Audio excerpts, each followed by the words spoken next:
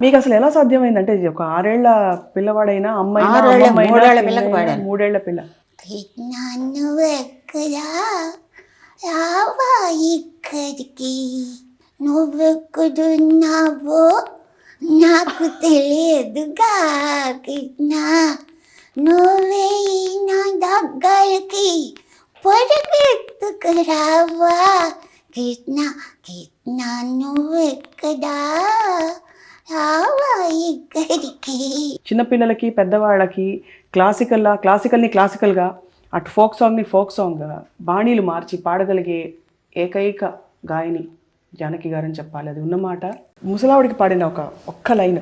போடா போடா போக்க எள்ளு காட்டுக்கு தைக்க எங்க ஊர் வைக்க உன்னை எங்க கொண்டு வைக்க போடா போடா போக்க எள்ளு காட்டுக்கு தைக்க மம்மி பேரு மாறி என் ஊரும் வேலைச்சேரி అరే அடிக்கடி என்ன வந்து கிடைக்கும் அந்த சங்கீதம் ரொம்ப ரொம்ப பிடிக்கும் தம்பூர சுதிக்கும் மிருதங்க ஜதிக்கும் மண்டைய போட்டார் என் తాత మమ్మీ పేరు మారి ఏం ఊరం వేలచేరే. తెలుగులో కూడా ఉంది. పాప పేరు మల్లి అని వస్తుంది. ఈ ముసలమ్మ పాట ఉంది, ఇది ఉంది. పరువమే పుదియ పాడల్ పాడు. ఒక 16-17 ఏళ్ళ అబ్బాయి, అప్పుడే గొంతు మారి అబ్బాయి గొంతు వస్తుంది. అదే ఇళయరాజా తమిళ్లో ఫస్ట్ పాడింది. ఏంటి ఈ పాట ఎట్ట పాడదు, రికార్డింగ్కి వెళ్ళేదాకా పాట ఏమిటో తెలీదు. ఈ పాట నేనెట్ట పాడతాను మగవాళ్ళ పాట అంటే, లేదు మీరే పాడాలి. ఎలా గుర్తు ఇంట్లో చేశాడు నా గొంతు మీద. సరే ట్రై చేస్తానని చెప్పాను, పాడాను, బాగా వచ్చింది హిట్. అదే తెలుగులో ఉంది.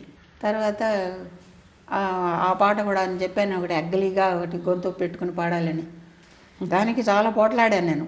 ఈ రకంగా గొంతు నాశనం అయిపోతుంది. మళ్ళీ నెక్స్ట్ రికార్డింగ్ ఉంది, వేరే రికార్డింగ్కి వెళ్ళాలి, అక్కడికి వెళ్ళి బాగా పాడాలి కదా, గొంతు అంతా పాడి ముందుగా చెప్పొద్దా నాకు ఇట్లాంటి పాట అని చెప్తే ఆ రోజు వేరే రికార్డింగ్ పెట్టుకోకుండా ఉంటాను, ఇక్కడ పాడి నేను ఇంకో రికార్డింగ్కి వెళ్ళాలి, గొంతు ఏమైపోతుంది.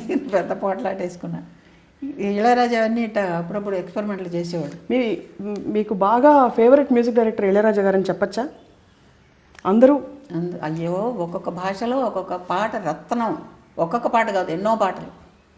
మరి తెలుగులో కూడా ఎన్ని మంచి పాటలు ఉన్నాయి. నరుడా ఓ నరుడా, నరవరా కురువరా, నరవరా కురువరా ఎంత హిట్. ఇప్పుడు పెండెల నాగేశ్వరరావు గారు ఎన్ని మంచి పాటలు పాడాను. ఇప్పుడు ఆంధ్ర మహావిష్ణువులో వల్లభా ప్రియ వల్లభ విన్నారా? నీలి మేఘాలలో గాలి కెరటాలలో నీవు పాడే పాట వినిపించునే వేళ.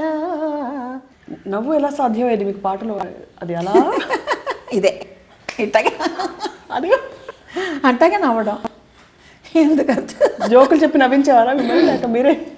చెప్పక్కర్లే, పాటలు ఆటోమేటిక్గా పాడుతూ పాడుతూ నవ్వుతాం కదా ఆటోమేటిక్గా. అందులో సగమా గమదా అని కూడా నవ్వేసారు. కొన్ని ఇప్పుడు పాడే పాటలు కొన్ని ఇంట్లో డ్యూయెట్లు ఉంటాయా, మేల్ వాయిస్ ఎప్పుడో పాడేసి లేకపోతే పాడు, నేను పాడేసి తర్వాత ఎప్పుడో మేల్ వాయిస్ మిక్స్ చేస్తారు.